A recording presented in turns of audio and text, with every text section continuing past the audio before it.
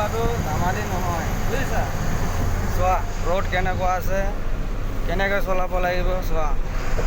বাইৰে এইটো অসম নহয়, এইটো বেংগলোৰ হয়। বহুত ড্ৰাইভাৰে কয় বেংগলোৰত আহি গাড়ী চলাম। এনেকুৱা ৰোড, এনেকুৱা বিনা হেণ্ডিমেনত অকলে চলাব পাৰিলে আহিবা, যিমান আহিব পাৰা। মই যিমান ড্ৰাইভাৰ আছা মোক কমেণ্ট নম্বৰ দিবা, যি গাড়ী লাগে এইটো গাড়ীয়ে দিম চলাবলৈ, এইটো গাড়ীয়ে চলাব পাবা ইয়াত। খালি লাইচেন্স থাকিলেই হ'ল আৰু চলাব পাৰিলেই হ'ল। চোৱা গাড়ী এনেকুৱা ৰোড আছে, এনেকুৱা যেনেকুৱা মই ইয়াত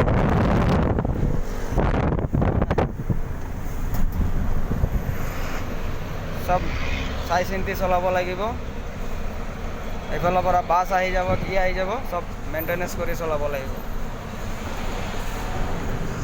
এতিয়া আমি টোল গেট পালোঁ।